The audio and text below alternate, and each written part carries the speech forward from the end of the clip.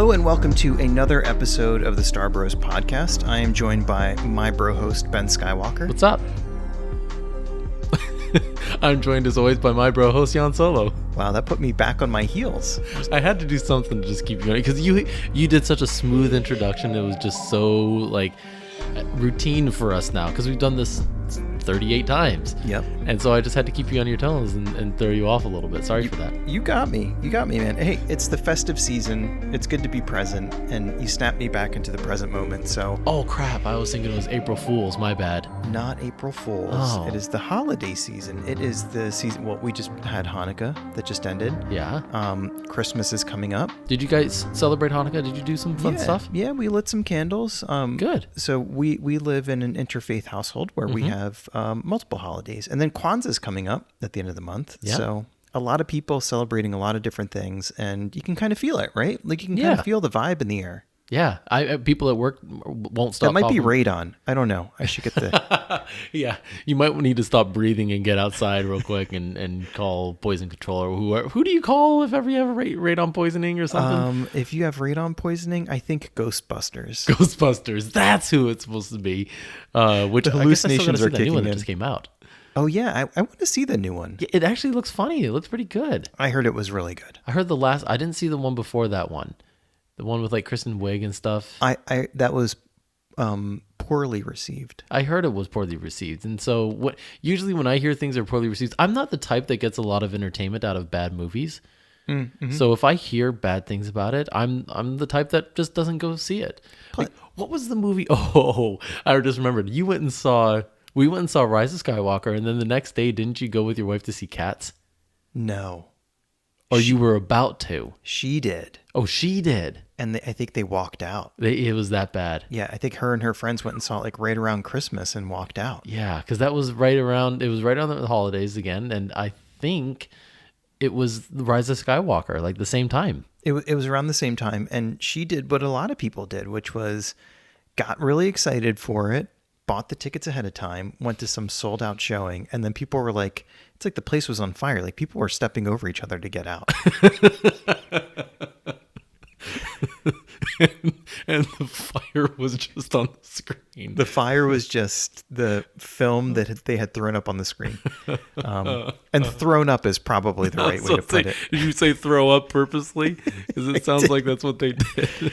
I heard there was a lot of licking in there, so they were throwing up hairballs and stuff. And it had like James Corden, I'm not a big fan of. I'm sorry if you are. He's obviously very successful, and I'm sure he's happy, but I kind of think, he's probably not the best guy to dress up like a cat and have him singing and dancing. I don't know. Well, they probably didn't have that many people they got Judi Dench to do it though. Dame Judi Dench, yeah. They did. Yep. So they got a lot of stars to do that movie. Did they? I don't know. We haven't heard from many of them since. Right. They're all gone. They all fired their agents, and yeah, people moved on from that pretty quickly too. Like sometimes the stink from a bad movie lingers for a long time. People talk about it forever. I think people kind of agreed to say, let's pretend Cats didn't happen. Well, not to mention COVID hit like 2 months later. Oh, right. So we all moved on pretty quickly. We're like, well, we're not going to theaters anymore. I guess that was the last movie we'll see in a long time. That reminds me of a completely unrelated anecdote that's not my own, but I'll share it because it's kind of silly. Okay, and then should we talk Star Wars? And then this is a Star Wars podcast, so we'll get into that. But Sarah Silverman, do you know who she is? Yeah. She's a comedian. Mm-hmm. She tells a story about how when she was younger, she was a bedwetter and she was really embarrassed by it, and she really struggled with it. Mm-hmm. And she was really nervous, and because she was invited to some other girl's house for a sleepover. And so she slept over. All the girls were like in sleeping baskets. What's that? What kind of sleepovers did you go to? They were in sleeping bags, I believe. Not Good sleeping night, baskets. kids. Get in your basket, and I'll raise you up to the ceiling and get the next one in. Anyway, she wet the bed, and then in the morning, they all got up, and she was like, "What do I do? Do I cover it up? This is so embarrassing." And apparently, the mom came in the room and found it, and was about to be like, "Girls, who did this?" But then this was in the late 1970s. and somebody ran in the room and said, Elvis died last night.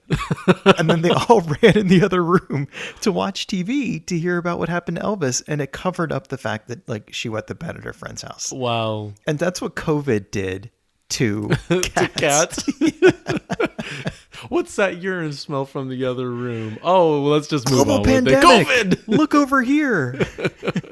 We all forgot that cats even happened. Yep. Oh man, I really want to go and see. Like, does anybody have cats on their shelf? No. The DVD or whatever. No. That would be funny. Yep. Star Wars. Yeah, that's what this is about. That's what this is about. That's what the two people who listen are here for. Thanks for listening, sweetie. How about we get to Is that how you talk to publicly shamed? Yes. Yeah, we're on those kind of terms, you know? No, I'm talking about my wife and then the other one being public. All right, we need to stop self-deprecating ourselves. Let us get to our first segment. Does that sound good? That sounds good. What's that one called? I think it's called News from Across the Galaxy. Right. I can never keep a straight face doing that. Nope. What news do we have? I think we have a few pieces, and they're all very bite-sized, right? There wasn't really anything big. We're all gearing up for the big one that we'll talk about at the end, which is Boba Fett. But first, what do you got? Well, they're all bite-sized, and I think what's cool is they're all like different media. It's not all like all TV show news or whatever. This is one that I found when we were preparing that I didn't want to get into because I kind of wanted to surprise you with it.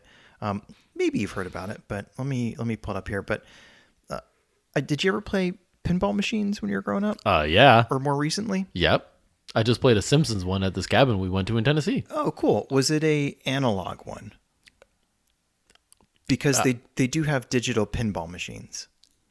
Okay. No, I mean, it was like there were real balls in it. Yeah. Okay. Okay. So do you mean like digital, like a video game version of one or something? like a video game version of pinball machines. Like when you download on your phone? No, it was a real pinball machine. Well, this one, my news item is that there is a new Star Wars digital pinball machine out. Ooh. And it is the size of a normal pinball machine, but the flat part in front of you is actually a digital screen. Oh. Rather than having a ball zoom around and have the mechanical problems of a normal pinball machine. Yeah, but that's a part of the fun. Well, that was my reaction too. But here's the cool thing. Since it's a digital tabletop, it comes pre-programmed with 10 different Star Wars pinball games. I was going to ask, like, you probably changed the layout. You can change them, and I'll go down the list. So there is Tatooine. Perfect for tonight's episode. There's a Boba Fett specific pinball machine. There's a New Hope. I didn't expect this one. There's an Octo Island pinball machine. Oh, I didn't expect that either. I wonder what that one does. The battle. Do you have to milk the? Okay, let's just move on. There's porks flying around. The Battle of Mimban. Okay, Didn't cool. expect that. Didn't expect it. A Darth Vader one. It's probably really cool. That would be amazing. How much is this thing? It's $749. Done. I thought it was going to be like $7,000. I thought so too. $749. Yep. Done. There's a Star Wars. There's a Star Wars Rebels one. There's a Han Solo specific one. The Force Awakens, Empire Strikes Back, and Masters of the Force. Do you think they're going to update it with new tabletops every once in a while? That would be super cool. I actually really want this, sweetie. If you're listening, publicly shamed, if you're listening and you want to contribute to me being able to get this, please do. Well, I'll share the link. It's arcade1up.com. Arcade, the number 1up.com. See, this isn't at all shocking that we're talking about this too, because my wife and I, after coming back from getting that Simpsons one, we went, we need a pinball table in the basement. Like that would be a great addition, like a little game table that we could play on. The kids loved that. Well, why not? Maybe get two because they have a Marvel one. Yeah. All my geekiness just on display at once. I don't have enough rooms in the house for these things. That also comes with 10 different digital pinball games. 10 is the magic number, apparently. Yep. All right. Well, I love the sounds of it. Cannot wait. Yep. I can't wait to come over and play it. Yeah. I'm dead serious. I might be looking into this pretty soon. It's pretty awesome. But what else do we got? Screw doing any work on the house. Like, Right. it can fall apart as long as I have my Star Wars pinball machine. As long as it's falling apart around the pinball machine. Exactly. Like, don't touch that. We got a couple of little things. Make sure to go over to the BROAXIUM channel where our bro host, Yes. Chris, covers the new Crimson Reign series. I got the chance to read it, and it is fantastic. A great start. A lot of us fans of Solo and who want to see Solo 2 happen, if you really love the Kira character, which a lot of us do, because she's just deep. Like, there's just so much to her character we don't know yet, and we got a little bit of taste in the last series that was building up to Crimson Reign, and this is starting off on a great note. So, make sure to go pick that one up because I'm really excited. They leave a teaser at the end that just you're gonna be like, oh gosh, I need the next issue now. Like, Cool. It's going to be one of those you just need to know what happens next. So make sure to go check that one out if you're into them. You haven't gotten the chance to read it. You said you're about to, though. I was just about to, and I just thought the cover looked super cool, so I'm excited to dig into it. Yep. What else do we got? We have... Well, we just watched, there's an extra minute of trailer that came out for the Book of Boba Fett, which I think is coming out 3 weeks from today when we're recording. Is that? Oh yeah, you're right. Yeah, right. Because it'll be right after the holidays, right after Christmas. You're right. It's coming out December 29th. And yeah, that's 3 weeks from today. And we saw an extra minute and we got a little more insight, I guess, into some of the I guess, backstory of it. Looks like, spoilers. It looks like spoilers Boba Fett, for a trailer. Yeah. Right. Anyway, keep going. It looks like Boba Fett's coming out of a Bacta tank or something. Yeah, he doesn't look like... That was the most interesting part of this. You think that he just kind of got out of the Sarlacc pit with a few scars, but no, he looks like he's actually had a few more injuries to show from this terrible ordeal. Yes, he looks pretty beat up. Yeah, and he doesn't look strong and imposing and authoritative coming out of that. Right, which is a perfect time to become a warlord, right? Yeah, why not? Right. I mean, Jabba never. I mean, he was big, but like, what? Other than just his imposing stature, like he can control a lot of people. He can control. He can. I think, and maybe we can get into this a little bit more as we get into the rest of the episode. But I think a lot of it is striking the right deals with the right people. Yeah, will mutually benefit. And there's some of this in the Boba Fett trailer. Yeah, where true. He's got all the unsavory characters around the table, and he's trying to find a way to form alliances and things like that that'll benefit everybody. Yeah, but ultimately him the most. Ultimately him, and his oh gosh, what, I just forgot her name. Ming-Na Wen plays her. Fennec Shand. Fennec Shand, thank you. Yep. Yeah, and Fennec Shand too. Like she's in on this. She's got a life debt to him. Yeah. Yeah, I think I'm excited by this. One thing I really liked by the trailer was actually the soundtrack, the music that they put with this. It wasn't really music; it was more like seismic charges. Did you pick up on that? I was going to say I didn't pick up on any musical stuff, but yeah, it's kind of like a droning kind of like really big, loud, booming sounds. And as I thought about it, I was like, those kind of sound like his seismic charges. The ones that come off Slave 1? Yeah. Yeah, exactly. People love that sound. That's a great sound. We had a whole conversation about like, how do they make that sound? Yeah. The next one that's in the news. Yep. Rangers of the New Republic. Oh yeah. Well, this isn't good news. This isn't good news, but it sounds like it's not in active development. Those were the exact words that Kathleen Kennedy used. Which I guess I can't say that I'm too surprised. I think for one, Filoni and Favaroni, like they've got a lot on their plates right now. Sure. And we still got a lot of great content now. And secondly, after everything that kind of happened with, Cara Dune and all that, like it just seems like they might have lost their big star or one of their big stars of that and had to rethink kind of how they were going to do this. So, but it sounded like the way they talked about it is that even if they don't move forward with it, which it sounds like it's likely that they won't, they would fold in some of the storylines with Mandalorian. Because it was supposed to be at the same era and everything. I like that solution. Yeah. If you want to call it that, if you want to call it a solution, I don't know if there was really a huge problem to sort out, but yeah, I kind of like that approach. Yeah, I'm all for that. I'm fine with that. But yeah, that was the news on that. We can move on. And then the other little snack tidbit of news was there was a new book that got released that I think I'm going to get. It's kind of like the Star Wars book that released last year, and it's an updated character encyclopedia book. That's going to come in handy. That'll come in handy for a lot of fans. Yeah. It can be for the beginner fan. It can be for just a fan that needs a quick reference or wants to look up a quick fact about a character. Yeah, so that came out. If you're interested to get somebody, a Star Wars fan in your life, a gift that doesn't cost $750. Yep. Right? Was that the number? $750. Okay. It's on sale. It's probably gonna go back up to $850 after the holidays. So Oh, crap. So I got to act now. get yours now. Get it now. Well, if you can't afford that and maybe you want $750 instead of $750, I don't know if that's actually how much it costs, then take a look at the book because that might be a more affordable option. But and we have handy right now the Star Wars book, Yeah. which Danzy and Pablo Hidalgo and I think some others contributed to. Cole Horton is the other one for that one. And this is a pretty handy reference book too.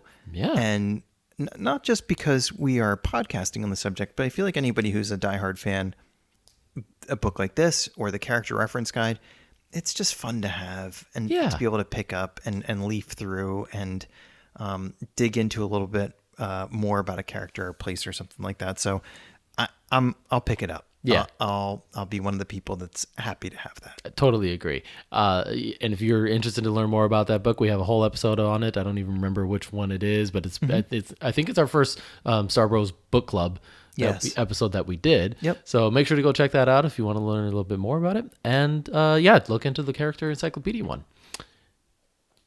Anything else on the news? I don't think so. I don't think we do. But we have a really fun topic to get to today, right? Yes. So maybe we should get to our second segment. Yes. What's it called? Reverse mortgages for seniors. What? How quickly did you come up with that one? I'm thinking of something else. Okay. What made you think of reverse mortgages? Are you thinking of are you senior? I don't even know what that is. I don't even know what a reverse mortgage is. Let's move on. Let's move on. What is our real segment called? News from across the galaxy.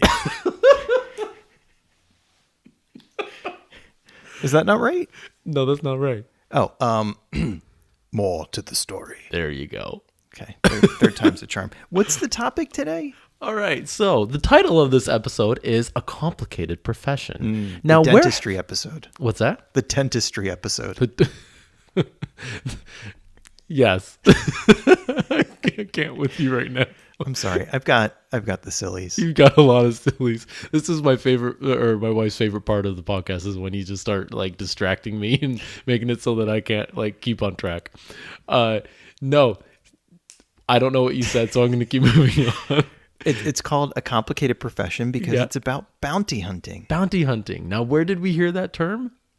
We heard, was it Boba Fett? No, it was The Mandalorian. It was like, episode 1 of The Mandalorian. Remember? Yeah, It was, yeah, it was such a good line, but it was the first time I really thought about bounty hunting in that way. It was really cool. What were you saying? It's such a good line. In my head, I tried to attribute it back to the original trilogy. Yeah, I guess, but yeah, it's something that I think captured our imaginations. It's such just an integral part of Star Wars. Like we were talking about how before the mics were on, we were talking about how you don't get a lot of insight into different professions in the Star Wars universe. You get what side people are on, and you get what they sort of do. But this is a job. This is a career. Yeah. This is something that people work their way into. And there is a lot of need for bounty hunters in the Star Wars universe. And I was thinking about that a little bit just because of the size of the galaxy. Yeah. There's a lot of land or a lot of map to cover if you're trying to track somebody down. But I also think it's really interesting just because it seems so organized. Like it seems like bounty hunting is this like fringy thing, but then you've got the guild that's sort of regulating everything and setting standards for conduct and interaction, stuff like that. There's a whole organization around this thing. So it's kind of a legitimate profession. It's if you will. legitimized, yeah. I almost, I was trying to think of like, what's the Earth equivalent of this profession? And there, because there really isn't this. I mean, it's Dog the Bounty Hunter. Yeah, I guess that's the only person, but it's like, there's no guild. There's no one saying like, dog, before you go and take this job, then that just sounds weird coming out of my mouth. Then, you got to consult with your guild member. Yeah. Right. That's just not, so I guess the parallel I had in my head, it was like investment banking. That sounds like bounty hunting almost. In a way. Sales. Yeah. Salesy stuff. But here's one of my, so when I was preparing for this episode, I just came up with like a bunch of questions that I wanted to ask you. Sure. And one of them is, what do you think, two-part question, what do you think of the role of the guild? And do you think, you mentioned it's sort of legitimized, do you feel like you can trust the guild if you're a bounty hunter completely? I think part of that is, one, to try to keep some organization around it so that it's respectable almost. Like it's, you don't want it to be lawless. And I don't think they don't want the perspective that, that they are above or below the law. Like they're trying to still be law-abiding citizens, or they want to be perceived as being law-abiding citizens. And the Bounty Hunter Code book that comes with the Book of Sith and the Jedi Path book that we've covered, I perused that a little bit as I prepared for this episode, and like it's all about making sure like we're legitimate. We're not murderers. We're not assassins. We are hired to do a job, and hired to do something that is actually noble in a sense, where there are criminals out there, and our job is to apprehend them. Whatever that is, to capture them, to kill them, whatever the bounty is that's on them. The problem is that it's not as much about the profession; it's more about who's issuing the bounties, because they're not interested in, they're not interested in like necessarily being. I said that they're not lawless, but at the same time, like they're not necessarily interested in just like abiding by the law. Their interest is the highest bidder. Yeah. And usually the highest bidder has a lot of money, and in some cases that means, nefarious intentions. Yeah. So it's not like this is the police department saying, hey, can you go and like get this criminal that just got out of jail or just did this thing? Like, we don't want to do it. It's not always coming from the Republic or something. Or in the case of, the time period we're talking about, the Empire, they're using bounty hunters all the time. They're okay with that though, because they're evil too. Yeah. But they're cleaner. They're more efficient. They're not bound by the law, so they're kind of they're able to kind of get around that a little bit, I think. Yeah. Does that answer your question? How would you answer that? Yeah, I guess I struggle with the idea of. So they have their own code, and they have their own standards, and they have their oversight of that. And I guess you can get kicked out of the guild if you don't play by the rules. Yep. And all that stuff. But that doesn't change the fact that maybe your bounty is completely innocent and the person who's hired you is not. And that feels like a immoral area to float into, unless you sort of accept that part of this profession is that I'm going to operate in a morally gray area, or I'm not going to judge the task at hand. If you tell me I need to go get Grogu, I'm going to go get him, like stuff like that. Yeah. But I do think you're right. Like it's the highest bidder, and the highest bidder has probably gotten their hands on some money in nefarious ways, like you said. Yeah. So, what was your next question? My next question, or the second question that I need to answer? Yeah, my 2-part question, part 2. Oh, can you trust the guild? Can you trust the guild? That's a hard one. Like, without knowing all these guild members or anything, I think in general, yes. Mm-hmm. But I again, they're motivated by their cut too. Like they only get paid if you get the bounty. So, they're just as motivated by making sure that they're paid by the highest bidder too. Yeah. So, not really. I know I said yes at first, and now I'm saying no. So it just doesn't seem like it's that straightforward. I'm not laughing at that. I feel like it's like so decentralized. Like really, it seems like every bounty hunter they are part of the guild, but they work for themselves. Yeah, and they're out for themselves, and they're watching their own backs, and they have to, because I feel like somebody else wants that puck, somebody else wants that bounty. Somebody else wants to, everybody wanted to beat everybody else to get to Grogu first. Everybody wanted to get Han Solo. And it just seems like you got to sleep with one eye open, and you got to sit down in the tavern with your back against the wall and stuff like that all the time. And you got to worry about the guild too, is my hunch. Well, the Han Solo one is an interesting one, which I need to maybe put a pin in and get back to. But Vader actually hired all of them at once. Like, I need all of you to go after Han Solo. So I don't know what his intentions for that, but like he wanted them to work together, basically. And then it ended up being Boba Fett that, was able to get it done. So let me pull this pin out real quick that I mentioned. So I find it fascinating, again, thinking about everything that is set up by the original trilogy that has led to everything that we have. Like, first of all, we talk about Boba Fett and people loving his armor, right? Like his armor was so cool looking, that T-shape in his helmet that they go into on the Legacy of Boba Fett that just came out. We'll talk about again too. Like people just loved that so much, and it inspired us getting The Mandalorian eventually. And not just The Mandalorian TV show, but more about The Mandalorian history and backstory and everything that we get out of the Clone Wars too. So it was extremely instrumental. But the other thing that was interesting was that there is a scene in Empire Strikes Back, and I counted. It is only 40 seconds long. That is it. That is where you are introduced to the concept of bounty hunters. They go into the Star Destroyer, and Admiral Piet is there. It's a really funny scene because he just looks at one of his comrades and what is the line? He says like, bounty hunters. We don't need that. They're scum. Yep.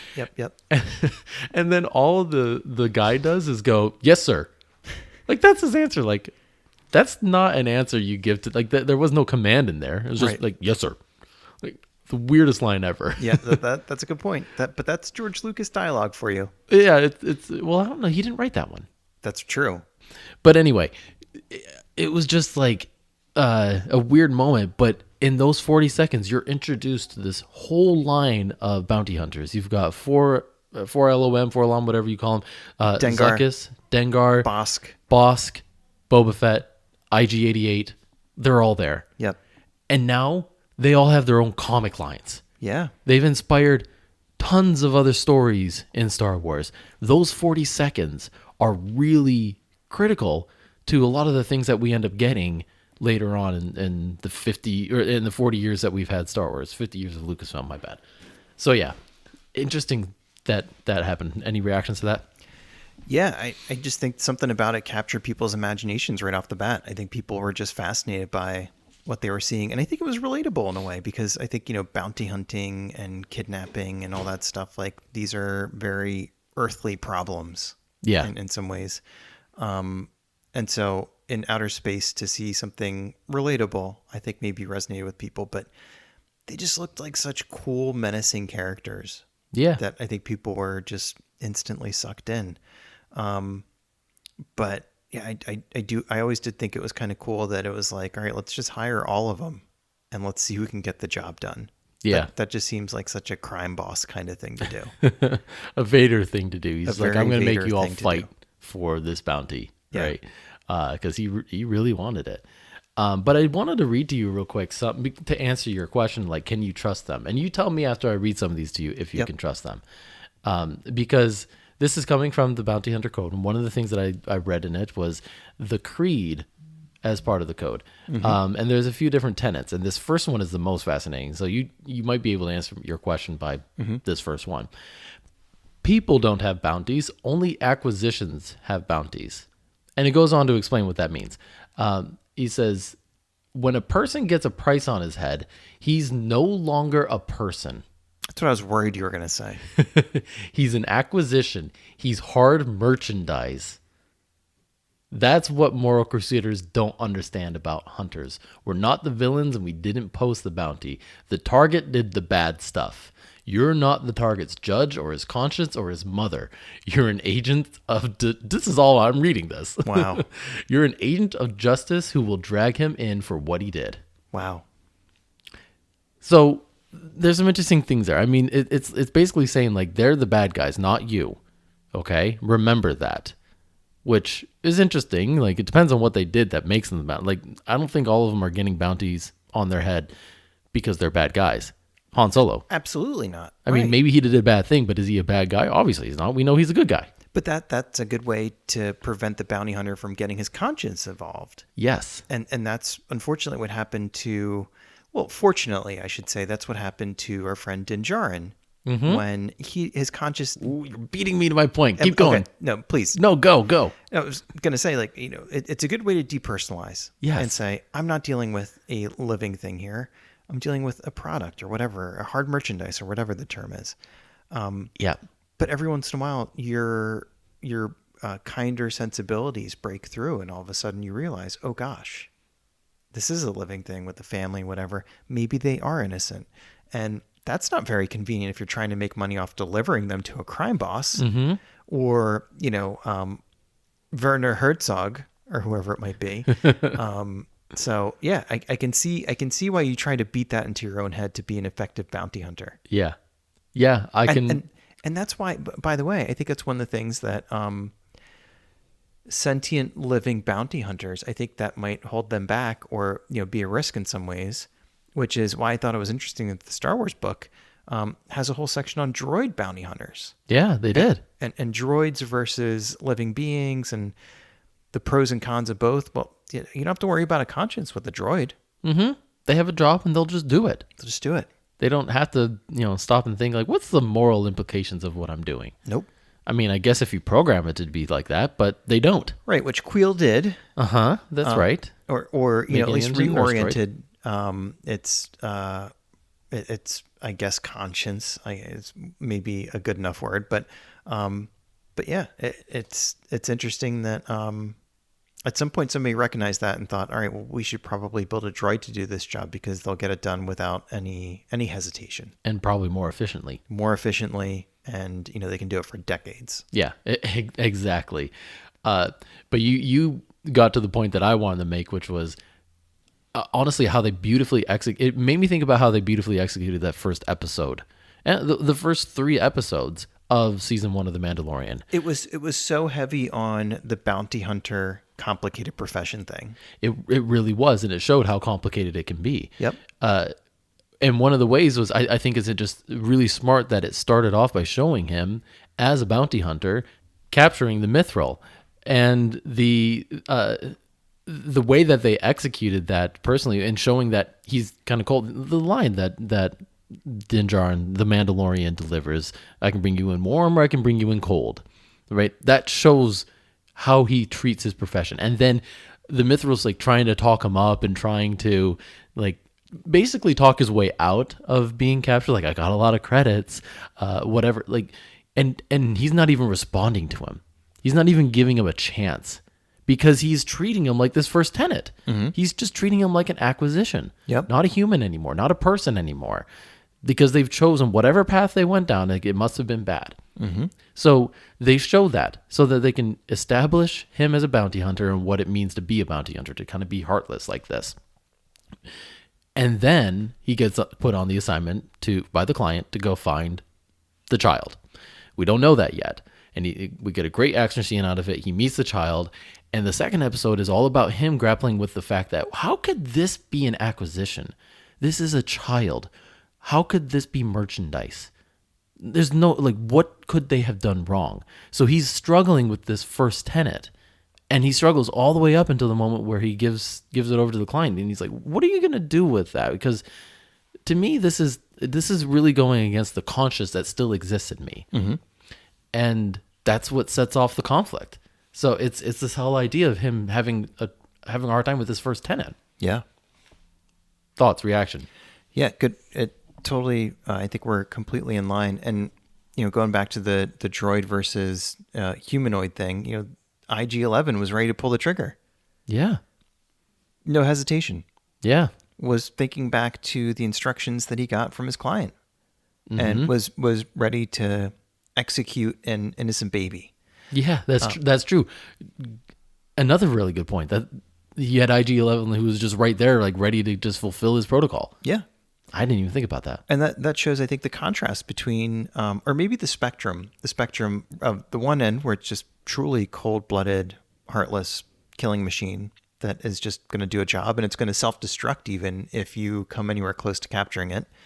And then you have a living being with, maybe it's suppressed a little bit, but some conscious that causes him to act against the protocols of his guild. Yeah.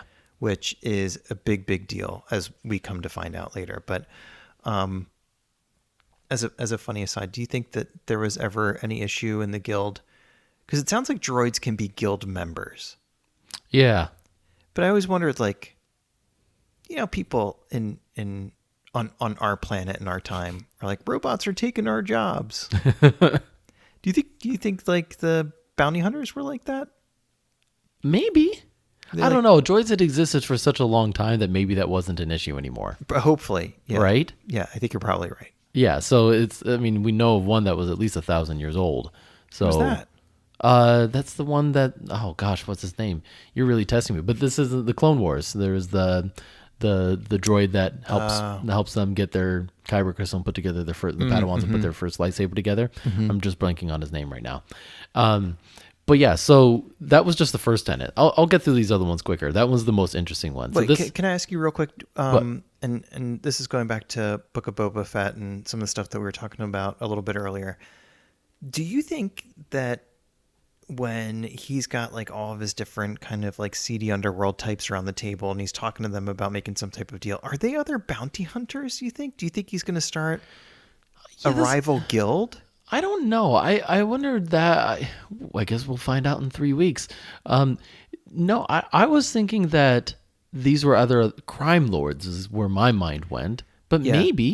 maybe there was something, because I don't know if he's necessarily trying to start another guild, but it would kind of make sense that he would, because he's going to be issuing bounties, I would imagine, right? It makes sense to stay in the business, but I think you're probably right. I think he is trying to level up and become maybe a multi-skilled set crime boss. Yes. And Kind of what the Hutts are. yeah, Right? I think he's trying to become the new Jabba, and these are his henchmen and potential I don't know, partners in crime. He sees the opportunity in the galaxy, and specifically there on Tatooine, where they're gone, right? Okay, second tenet: capture by design, kill by necessity. Okay. I think one of the things that they're very clear on and want to discern between is that they're not assassins, and they don't want to be categorized as assassins. They're not mercenaries. They're not soldiers. Yeah. They're not murderers. They kill if they have to. They kill if the bounty says to do that. And it's all under the guise that they're dangerous and need to be killed. And the other thing I think that's important to consider is that there are no bounties forced upon the bounty hunters. Mm-hmm. They can choose whether or not they want to take that puck and that task and that job. So nobody is putting a gun to anybody's head and saying, oh, you have to go and take this guy out. Yeah. Which I think is interesting too. Oh, totally. Agree. Third tenet: no hunter shall slay another hunter. That one is interesting. Because I think they would if they could. I think they would if they could, and I think that they could probably, kind of do a little bit of mental gymnastics and go back and say, well, I had to kill out of necessity or whatever. I think they can find justifications in their minds for why every once in a while they have to take out a rival. Is what I'm thinking. Yeah. I'm trying to remember where it was in the book too, but it was interesting. It was basically like, look, you can fight each other all you want. In fact, do it. Why not? Punch each other in the face, whatever you want to do, but do not pull blasters. Like, just don't get to that point. If you feel like it could get to that point, get the guild involved. Yeah. Like that's kind of where they draw the line. But it's like you must not kill a hunter no matter what. So Interesting. that's an important tenet. And these rest kind of relate to that. No hunter shall interfere with another's hunt. And then Greedo writes in the margins, Boba Fett doesn't obey this one. And then Boba responds, bold words from a dead coward. Ouch. Yeah. I noticed by some of the comments, like there's a lot of making fun of Greedo. Yeah, and even in the Star Wars book that I'm holding up, you guys can't see, but they make fun of Greedo in there a little bit too. Yeah. About how he's basically this poor little Rhodian that just died very early on screen and was in over his head with Han Solo. Yeah. Yeah. It was just poor guy. Fifth, in the hunt, one captures or kills, never both. None of that, and it says none of that killed while trying to escape stuff, said with a wink and a smirk. So it's like just capture or kill. Like that's it. And then the final one, the sixth tenet, no hunter shall refuse aid to another hunter. Interesting. My favorite though is then Bosk writes on the bottom, my tenet, get in my way and you're dead. So you asked me the question, like, are they a respectable organization? Well, I guess by some of these rules, if they hold to some of these tenets, maybe. That's a very strong maybe. Mm-hmm. But then when you see the way that they're talking, like Bosk, no. Yeah. Like he's obviously just disobeyed third tenet right there. He would kill you if he could. Yep. If he could, if there's a chance, if there's a reason, he'll do it. If he can get away with it without it, getting pinned back on him. Yeah. Yeah, totally. Anyway, where do you want to go next? Very interesting stuff, dude. Let me take a look at my list, and I thought we could talk about some of our favorite bounty hunters. Oh yeah, let's do that. Our book is full of them, and I'll share. I think I shared this with some of the BROAXIUM guys in our group chat recently, but I have one Star Wars toy that is pretty much one of the only toys that I've had with me my whole life. Okay. As long as I can remember. You move, you grow up, you go different places, and you start to give stuff away. You lose things, whatever. What's that? You don't understand the value of something because you're a kid. That's a big thing. But Yeah. I have one Star Wars action figure that's from the 80s Nice. that I still have that I've just never lost. It's kind of gone everywhere with me. And what is it? IG-11. Nice. Oh, no, IG-88. IG-88. Yeah, Sorry, yeah. You're right. I get those two mixed up all the Oh my time gosh. now. But he's missing an arm, but otherwise he's intact. Okay. And I don't know how he lost the arm. I guess maybe hunting a bounty. But he's upstairs on my bookshelf, and I've just had him forever. You mean one of those bounties you sent him on? You were the guild member that sent him on the bounty that made him lose his arm. Exactly. Yes. And it was probably like something to do with your cat. It probably. And he's been handsomely rewarded with a long life. So there you go. That's the other thing that's great about being a droid is, decades later, he's still fully functional and active and hunting bounties up in my office. Yep. But who are some of your favorites, dude? Like when you think back to, we have a fairly long list to choose from. I've got some of my personal faves, but would love to hear a couple of yours. Well, we're going to save the obvious for last, if you don't mind. But I got to start with Cad Bane. That's exactly who I'm looking at right now. Wow. Awesome. Good. Cad Bane was introduced much later. Again, this is one of those where partially a beneficiary of the fact that people were already enamored by bounty hunters. And then you threw in this one into the mix that really caught people's attention because he was more Western. He was like a gunslinger. Yeah, and I think jointly designed, I believe, and created by George Lucas and Dave Filoni together. I think so, yeah. Yeah, because it was in the Clone Wars, so that would make sense. Yeah.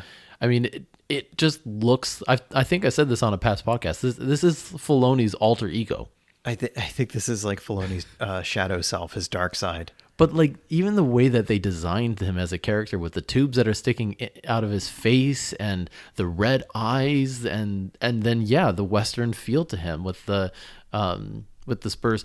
The wide brimmed hat and stuff. It's very cowboyish. Yes. But the touch that I love the most, and this is going to sound interesting, but just hang with me for a second. His blaster. Mm-hmm. His blaster makes a very unique sound. And it's one I wish I could imitate, but I'm not even going to try to. I've never even thought about that. Next time you hear it, just listen to it and see. Like, have I ever heard a blaster like this?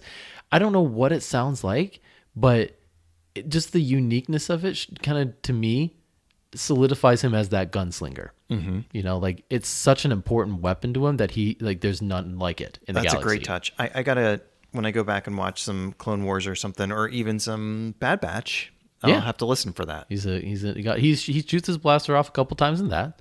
Never misses an opportunity. Not to mention his voice, by the way, like the cackly voice sound that Great he's got. voice. More machine mechanic sounding. Yeah. Which has to be a factor of the tubes, but so that was one that I thought we would cover.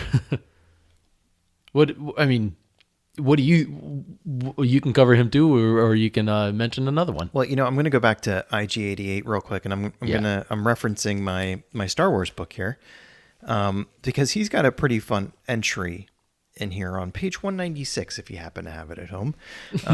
It says IG-88 is violent, lethal, and dedicated to perfecting itself as well as killing others. I think it's interesting too that the droids are referred to as itself. Rather than himself, herself, etc. There are rumors that IG-88 killed its manufacturer soon after its activation. In operation for decades, this droid displays a penchant for pyrotechnics and a patience unmatched by his organic counterparts. I thought that last bit was really interesting. A patience unmatched by its organic counterparts. Well, hunting requires patience. A ton of patience. A ton. I mean, I've never done it before, but I've heard it requires patience. Yeah, and this droid doesn't get bored. Yeah. Doesn't get frustrated. Doesn't get annoyed. Can stay on task for years and just focus on, single-mindedly focus on getting the job done. What a huge advantage. Yeah. I got to do a real quick funny story. Please. To show, the patience that is required, or I guess not required sometimes. So my in-laws live on, a really big farm, basically, in southern Missouri. Lots of acreage around them, some tree lines and coverage and stuff like that. They've tried to hunt and stuff before. At one point, apparently my mother-in-law was waiting all morning for a deer and trying to get it. They have venison and stuff. And she had no luck. She walks in all cold and upset and stuff like that. And my father-in-law looks out the window, sees a deer, opens up his front door and gets it, and then shuts it. What? And that was it. Yeah, it became a really funny story about how all he had to do was go hunting on his front door while she was waiting forever for this deer to show up. And You couldn't do that here. No, you could not. That's a very different world out there in Missouri. Yikes. Missouri. Anyway, move us along. Oh, wait. That point about him killing all the people that manufactured him? Yeah. That's just freaky. That's really freaky. I hadn't heard that before. That is the definition of an abomination. Yes. How did they tame that?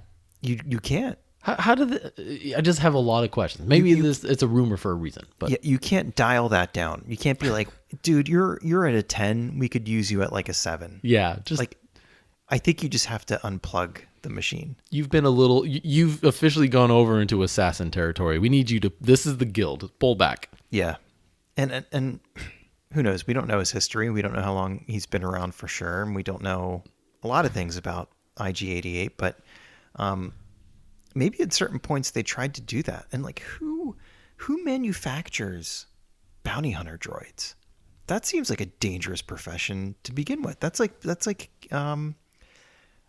Tiger King. It's like keeping it's like keeping dangerous exotic animals and breeding them to be super dangerous, but hoping everything works out fine for you. I hope you don't eat me.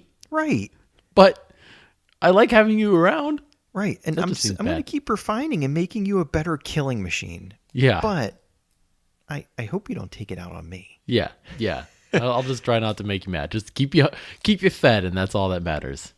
Right. And I guess what do they want? What is it? They just want to get the job done, right? Except it sounds like IG-88 has bloodlust.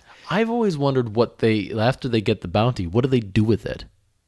Who does the bounty go to? I think it's almost somebody owns them and farms them out to do the job, and then the money comes back. I don't know. Maybe. I don't know. That seems like that's a cowardly way to bounty hunt. Like, well, I'll get my droid to do it. Yeah.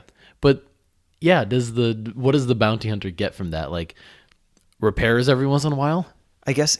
Yeah. I guess that. So practically speaking, there's probably some upkeep. Like, Yeah. You got to fix stuff that breaks every now and then, but like, IG-11, IG-88, they don't have hobbies, right? Right. They're not like, oh man, I'm gonna get In my Cats free on time. Blu-ray. Right. They're just like, give me my next bounty. Yeah. I don't just sit down and watch movies. They don't sleep.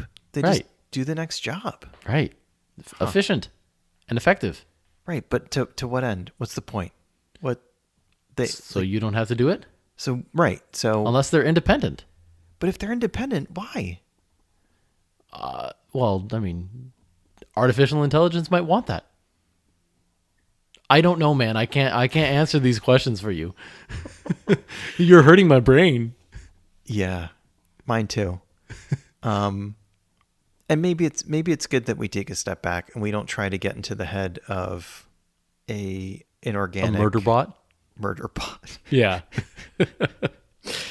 Good idea. My gosh. Maybe we should go to our next one. How about one other thing that I really liked reading in this, which is it's just there's a picture of Aura Singh. Did you see this? Yeah. And under the caption says whether. All right. So real quick, Aura Singh. So she shows up. She's overlooking the Boonta Eve Classic race, the pod race on Tatooine. And I think that's our first like glimpse of her, right? Yep. And I think it's another one that captured people's imaginations. It People totally were, did. like stuck in people's minds. Real quick scene, like just pass by, and you're like, "Who was that? What's her role? Oh, that's a bounty hunter. All right, tell me a little bit more." Well, we'll never get that because of this caption, which is really funny. Whether to complete a bounty or just to watch the race, Aura Singh's reason for attending the Boonta Eve Classic has not been verified. We will never know Yeah. why she was there. Yep. Like, no one's going to pull her into a room and be like, all right, we need to interview you. Where were you during the second solstice on Tatooine? Like, why were you at the Boonta Eve Classic? And the writers of this book could have settled it. They could have come up with something and it would have become canon. Yeah, but I love this answer even more. But I love that they were like, nope, Nope. it will be a mystery forever. Just as it's always been one. It's always going to be one. Sorry. Well, for me, I read it and I was like, well, now I want to know. I didn't want to know before, but now I do. Why was she there? You know, that's a good point. I never stopped to think, what was she doing there until this caption. And now I'm like, what the heck, man? Like you said, the droids, like, they don't need any recreation time. I think a Boba Fett and Aura Singh, like, they need a little recreation time. And sure, why not just camp out on a plateau and watch a pod race? Yeah. That sounds like a good way to just, spend an afternoon if you're in between bounties, Yeah. right? I guess. Or, that it's probably a good place to run into potential future clients, somebody who True. might hire you Yeah, true. to take out Sebulba or whoever else. Whoever, yeah, please do. That guy's he's a creep. All right, moving on. Bosk, that was another one I thought of. Oh, the Trandoshan. The Trandoshan. I didn't know this, but apparently they can regenerate. Yes, they can. Tissue. Yeah. That's pretty cool. Well, we learned that with what's it called? The High Republic comic. You're right. Skier, You're right. right? Yeah, He loses a limb and it regenerates over time. that's true. So, yeah, that is. I keep forgetting that Skier. And by the way, guys, if you haven't read the High Republic comics, they're awesome. You're missing out. Yeah. I'm in the middle of. I just finished Light of the Jedi. So what am I doing? The Rising Storm Cool. right now. The Kevin Scott one. Yeah. So keep making my way through those High Republic novels. They're good. They're so good. All the High Republic stuff is, and it's going to Yes. continue to be. But I guess I kept forgetting that Skier, Master Skier, one of the new Jedi who we meet in the High Republic, is a Trandoshan. Yeah. I kept forgetting that. Yeah. So I mean, Bosk is the first one that we ever got to know. Yep. And he's scary the first moment you meet him. Like he's standing over the Imperials, just growling at them, like, "Call me scum one more time, I dare you." Yeah. I really like that that they built on them in the Clone Wars with the episodes where they they're natural hunters, right? They captured Ahsoka. They have something they're fascinated about with Wookiees. They love Wookiees. Yep. In fact, it was really kind of disturbing. In the Bounty Hunter Code book, it said something about it said something about Wookiees, and it said something about hearts, and it caused Bosk to say something like, "Have you ever eaten a Wookiee heart?" Oh no. And like, that's just wrong, dude. That's so wrong. So yeah, Yikes. Bosk. Yikes. Yeah, he's a definitely a creepy one. But hey, going back to Greedo, I like the description of Greedo in our book here, where it calls him a bumbling hunter, down on his luck for years. Mm-hmm. We can't stop kicking Greedo when he's down. Like, he's just been a punching bag for over 40 years now. All McClunky. Yep. But yeah, I just love it. And anytime something new comes out, like this book is relatively new. It's another opportunity to kind of kick Greedo in the shins. You know what's funny too? Remember when they made the change where it wasn't Han Solo just shooting him out of cold blood, right? Yeah. And they like had to add the shot in. Yep. It just made Greedo look worse. It does. You can't shoot this guy point blank. Yeah. Like, he can just quickly move out of the way and shoot you back. Like, Yep. Like, that just looks worse on you, dude. By the way, I saw something really cool on Reddit the other day. A guy had years ago purchased A New Hope on Laserdisc. Like, he found it at a Goodwill somewhere, but he didn't have a Laserdisc player. Mm-hmm. And then at some point, he found at a Goodwill or whatever a Laserdisc player, and so he recorded him watching A New Hope on Laserdisc and watching that scene in particular. Really? Yeah, that was the same as the theatrical cut. That Yeah. Laserdisc. Yeah. So must be pretty cool to have that. That's very unique. Yeah. I'm sure not many of those exist in the world anymore. Very, very few, I'm sure. That's so cool. But I had a teacher in high school who collected Laserdiscs, and he had all those. Because he said that he was just so obsessed with movies. Anytime something new would come out, a new format would come out, he'd get it. Yeah. So he had a bunch of, I'm sure, HD DVDs. Do you remember those? Mm-hmm. That was the competitor to Blu-ray that Blu-ray didn't shake out. Mm-hmm. So he was that guy, and he probably still has all of them. Yeah. I'm sure. And now you have 4Ks. Yep. And I have them. I have a 4K player, Cool. but not many people do anymore. Yeah. Most people are just relying on streaming. Most people are. Yeah. But I still like building my collection. I think that will never go away. I disagree. You think so? I think it'll go away. I think it'll be like you can still buy a carriage for your horse. True. There's not a million places that sell them anymore. Mm-hmm. It'll but you become can more of a still get 'em. novelty. Yeah. Yeah, but I don't know if that'll always be the case, because if there's not enough demand for it, why keep creating players? Yeah. And if it just keeps improving the resolution or whatever they do, then why keep releasing them? And people were just getting sick by the time that you got through DVDs to Blu-rays and 4Ks. Like, they're like, I can't just keep refreshing my collection, guys. This is costing me way too much money. But at the same time, I see how far we've come from DVD. Like, I started watching something on DVD and it was so pixelated. It was like, that's what it was. It was an old hockey game I put on. I couldn't even see the back of the guy's name on the name on the back of the guy's shirt. You pointed at me, and I thought you were going to be like, I was watching some crap at your house on your crappy TV. Yeah, that too. Yeah, your TV sucks, man. No, it was like the back of the guy's jersey. Like, I couldn't read his name on it, but like today you can like see the details on their face from all the way up in the stands. Yeah, it's crazy. We one quick aside, when I was in college, VHS players had long gone out of style, but the head football coach had gotten fired, and I worked for the athletics department, and we had to clean out his office, and we were literally carrying stuff out to the dumpster, and he had years of because recruited football players would send in videos of themselves for him to watch, to evaluate whether or not they'd be a good recruit.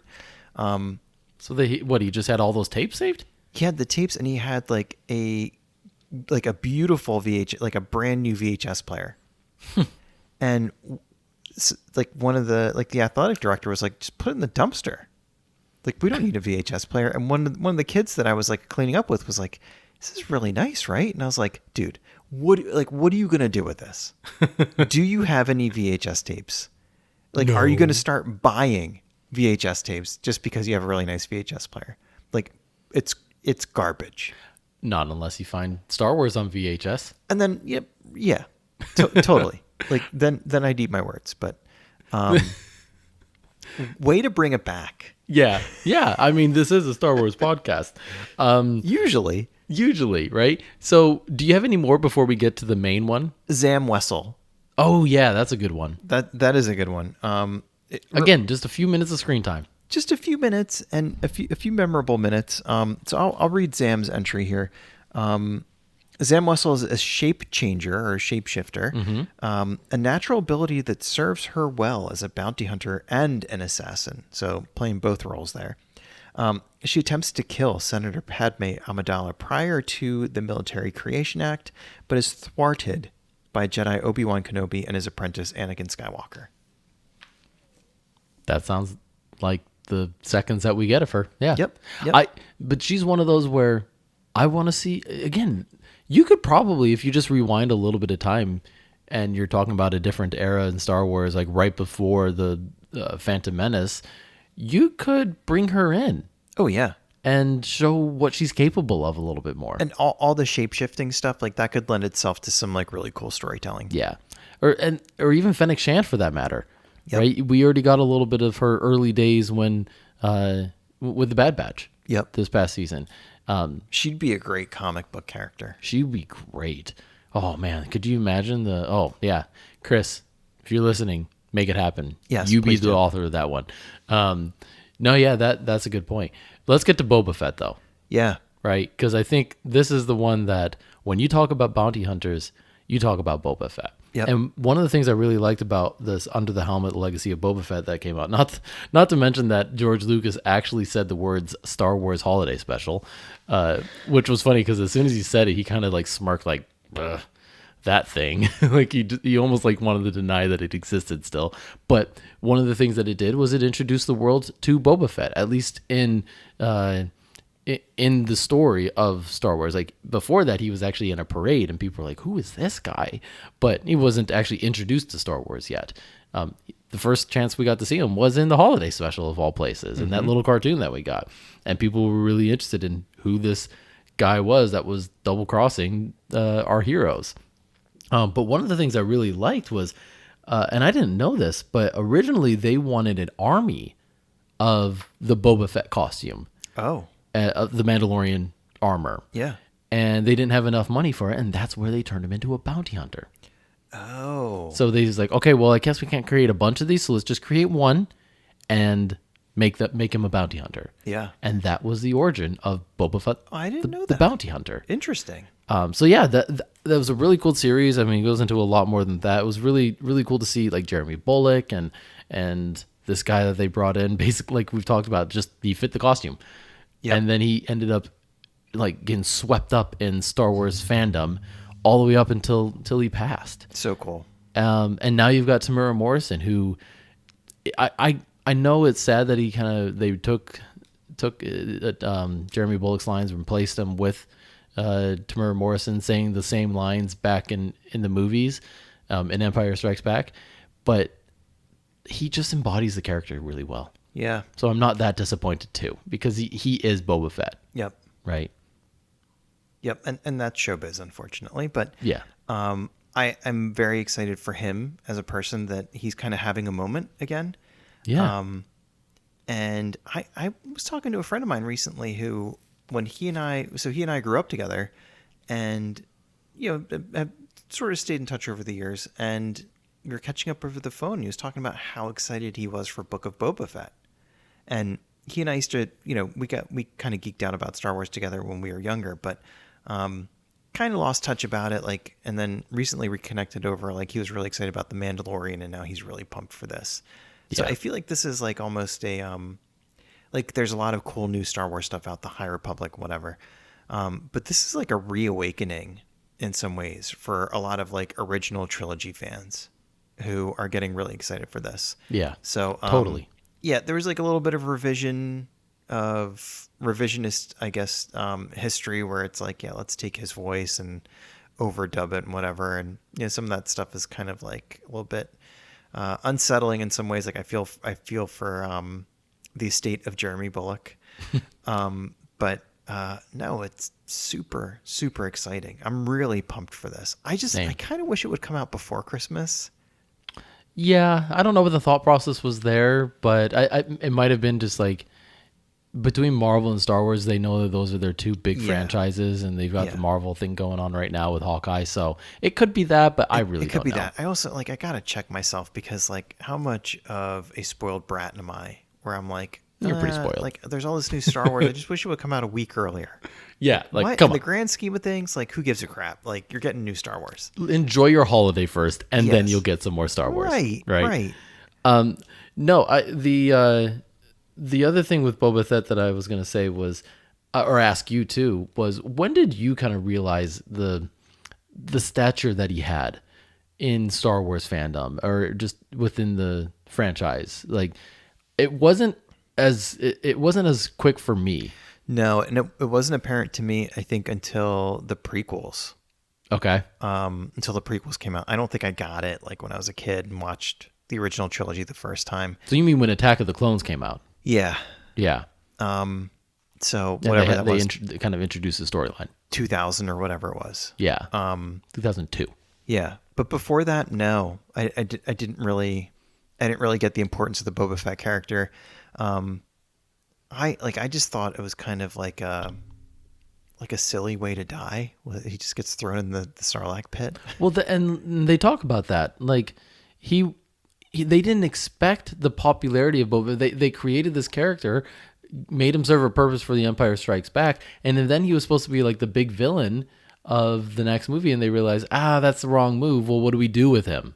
Throw him in that giant mouth in the desert. Yeah, and his way of going was malfunction with his jetpack. His jetpack. By Han Solo, who was kind of, I hate to say inebriated, but he couldn't see. Yeah. He was basically drunk. No, okay, not drunk, but you know what I mean. Yep. And he just hits him in the back. That's kind of a bad way to go. But then again, if anyone could survive the Sarlacc, it'd be him. It would be him.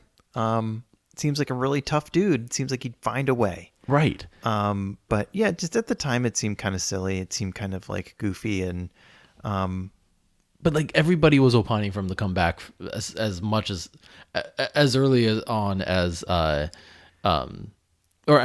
soon as he fell in, basically. As soon as he fell in, yeah, people were talking about it. People wanted him back. Do you remember there's a Parks and Rec episode where Patton Oswalt is a townsperson and he decides he wants to filibuster some bill? Yeah. And yeah. He tells a story, and his story starts with, you see Boba Fett's hand come over the edge of the Sarlacc pit and grip the edge as he starts to pull himself out. I remember that, yes. And everybody's like, that's crazy, dude. Yeah, and it happened. But not like that. But the funny thing too was that was right, I think that was recorded right around the time that the Disney acquisition of Star Wars of Lucasfilm probably happened. Yeah. So there was all this speculation, and so he threw all of this this pop culture stuff together, Star Wars being part of it, because he's a big fan. Yep.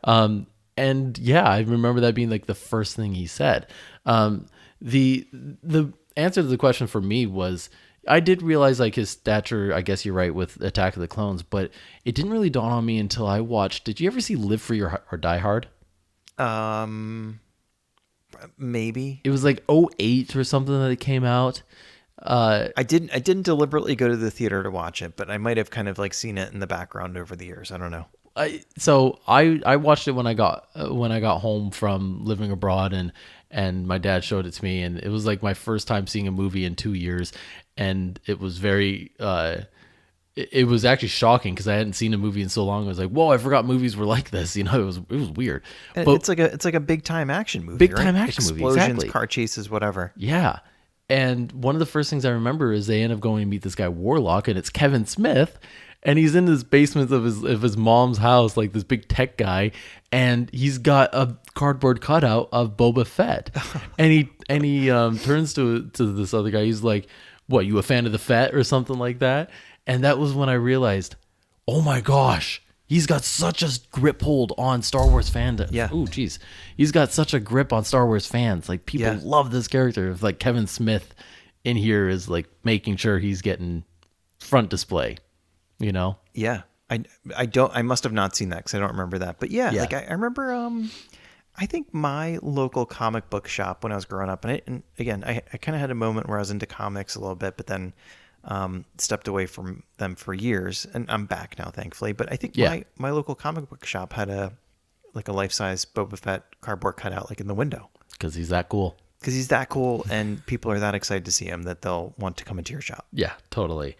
And I like how even though we didn't get a ton more from him in the movies and stuff, we got a little bit more of his storyline in the Clone Wars. They have a whole, where he teams up with Aura Singh, where he's got a couple of episodes, or not episodes, but like stories that go over a few episodes within the Clone Wars series. Yep. So we got a little bit more of him there, and then he's been developed in the comics a bit more. Like Yeah. the Star Wars, I think it's just like the Star Wars line of comics, where he has a confrontation with Luke back at Obi-Wan Kenobi's house. Yep. On Tatooine, and it's great. It's really cool, and he's doing bounties for Darth Vader even there, and helping him discover who is this guy that destroyed the Death Star. So they made sure to bring him back to show him as a bounty hunter in this era, and we get him in a ton more comics. So it's really fun that we're using the comics to fill in the gaps around a story that we didn't get. And then 40 years later, after 40 some years later, I don't know how many now, it's all mixing together, he's reintroduced. He's alive. Last year, right? That was a huge drop. Like, after all this time, he really was alive. We're going to bring him back. Lucasfilm was really going to do this, and now we're going to get a Boba Fett series. Now we're getting our own series. I think we just found out recently it's going to be 5 episodes. Is that it? I think that's it. That's not enough. It's not enough, but it's more than I ever thought that we would get. That's true. You know? Like I said, I think I mentioned this in one of our past episodes. I would have loved if this was like a blacklist type thing. Yes. Where we just got 20 episodes a season and 7-8 seasons of him just like hunting bounties. Yep. Or taking bounties and hunting people down. Yep. Whatever his list is, and he's the one that's issuing the bounties. But I think we'll get some pieces of that. But how cool would that be? I think you're right. I think we'll get some pieces of that. So, well, what are you looking for with the series? I am looking forward to. I love Star Wars action, and I'm expecting there to be a lot of action here. Yep. I'm expecting there to be lots of connections to the original trilogy and the stuff that happened in the original trilogy that I might be curious about. For example, did he have a working relationship with Dengar IG-88 and with Bosk, and what was happening in the guild back in the day? Yeah. And what was that like? Things like that. So you think we'll get some flashbacks, or I think we'll get some narration about what happened. Like, I can see Boba Fett sitting down with Fennec Shand and saying, I wouldn't be here now if it wasn't for blah, blah, blah. Yeah. Like that type of thing. I don't know if we'll get full on flashbacks. I don't know. It's tough to say, but I'm excited to see what Tatooine is like in the wake of Jabba the Hutt being gone, and what filled that power vacuum. Like, who tried to step up to take control? that's a good point, because the point, at least where we think it's going to start off, is where we saw season 2 of The Mandalorian end, which is 5 years after Jabba's been gone. Yeah. So what's happened in that time? That's Right. when he took over from Bib Fortuna, and that's I guess where that's going to start, right? So yeah, 5 years has passed. Yeah. That's a long time for new powers to start prying for that seat, and figuring out like where they fit within this power struggle. Yeah. And he's coming in there. He's like, I've got this. Yeah. I'm going to be the guy. And I remember reading somewhere, I don't know if it was Wikipedia, and I don't know what the source was, but something said something to the effect of Jabba was like 99% responsible for the entire economy of Tatooine. And so that's attractive to people who want power and who are greedy and so on. So I think Bib Fortuna probably had to, make a mess to get that throne to himself. Yeah. He probably had to really fight for it and so on. So I'm curious to hear what happened there, and I think maybe we'll get some of that background. Yeah. I'm probably more than anything else, I'm really curious to kind of see Boba Fett. What is your ambition? What do you want? I agree. And why? And just do you want to be the kingpin on Tatooine? Do you want to go further than that? Right. And what motivated you to do that? Because I think when I think of bounty hunters, I think they're pretty comfortable having a low profile and kind of sneaking around and getting their job done. So why now do you want to sit upon the throne? Right. So those are some of my things. But what are you thinking about, dude? Well, interestingly enough, like all the same things as you, and I think that we're gonna get answers to what motivates him now. And like I said, I think he's out for revenge a bit too, as he's been wronged, he's been put in the Sarlacc, all that kind of stuff. So there's got to be a bit of that going on. But I also don't want to lose sight of Fennec Shand, who is not just going to be, his right-hand person in all this. Like, she's going to play just as big of a role. And how is she going to develop as a character even? Yeah. Like, what's going to be her motivation? What's going to be her part of this story? Like, she's got to have more, right? And I think if they don't develop her that much and just focus only on Boba Fett, then that'll be a mess. I think they owe it to her, but they've placed her as like the co-star of this series. So we're going to see a lot from her too, and I'm kind of excited to see what we get from her, because that to me is the big unknown. I totally agree, and I wonder, as is the case, I think in like a lot of like crime families and mafia type stories and whatever, like can he fully trust her? That's a good question. Is she fully committed to whatever his vision is, or does she kind of picture herself on some version of a throne? I don't know. Yeah, I mean, I do think that the life debt will probably keep weighing on her to not do anything like that. Probably, but yeah, does she try to pull her own stunt out of all this? Who says that Boba Fett survives this series? I think he does. You think so? Oh yeah. Partly because there's so two what's the big plot twist of Book of Boba Fett? Maybe the big plot twist is kind of like the Grogu effect. Let's introduce something that you weren't expecting. Maybe there's a conflict with the remaining Hutts. Yeah. Or something, which I really actually know that maybe it's not the Hutts, because I think they're pretty much with a lot of the Crimson Reign stuff. They're showing like the fall of the Hutts with this. But so, there might be some that are still around and desperate and whatever, and that could be interesting. Yeah, that's true. But yeah, like there's got to be some kind of twist. I don't know what it is. There's going to be something, I think, probably right out of the gate that's like, oh, this is never saw that coming. But I also wonder. Part of me thinks that here's one of the reasons that they won't. It's Boba Fett. They've realized Boba Fett's too popular of a character. Yeah, it appeals to the original trilogy fans, so it does keep them happy and interested in things like that, even if they don't like where it ends up going. Like, we'll see what they think of that. Yeah.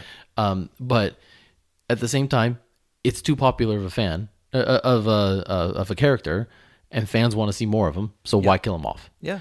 Secondly, I think he has a part to play in Mandalorian season 3 whenever that happens. True. Like, I don't think this is the last that we've seen of him in that story. Like, it's maybe they completely go off in separate paths and now they're different series, but they have the opportunity to cross over. So that could still happen. Yeah. So, I don't know.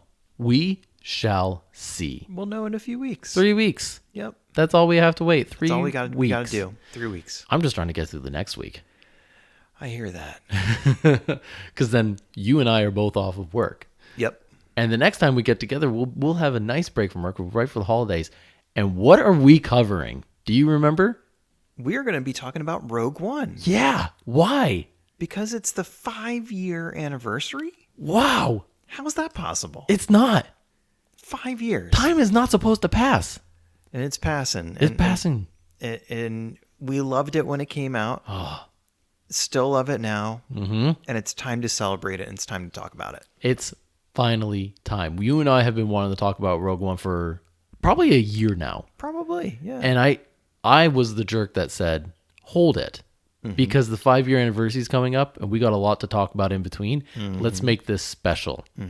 So we're going to make this special. We're going to sit down. We're going to watch some Rogue One. Yep. The Star Wars card trading app is going to have a watch party here soon. So I'm going to try to like join it as part of that. Yeah. So they do that. That's so cool. They do this little watch party thing where like you watch with them and they release cards and credits as you're watching. I actually just downloaded it again. Did you really? Yep. So is your screen name still there and your card still there? Nope. Oh. It's been over 5 years. But you should still have it. I should. I can't even remember what my screen name was. I got to look it up. I might remember. You might have it. I might still have it, man. Yeah. All right. We'll do that right after we're done recording. Yep.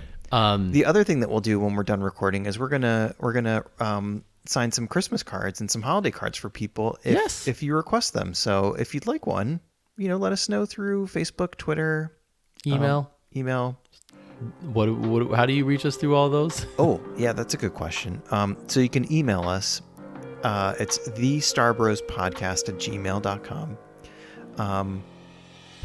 Twitter is at Starbros Podcast. Just search the Starbros Podcast on Facebook and you'll find our Facebook page. Direct message us if you'd like. That'd be the best way. Yep, you can send us a direct message, but DM, also, as the kids call it these days. Yep.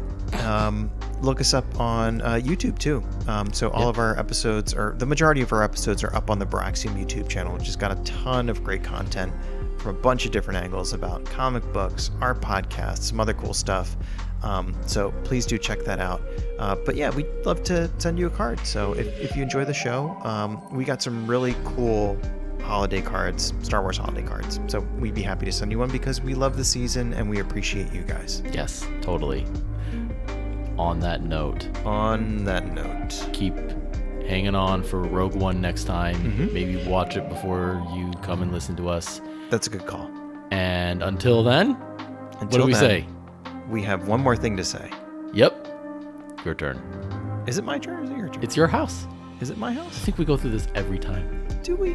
I think so. Was it though? Sorry, inside joke. My bad. It's a wrap! Yay!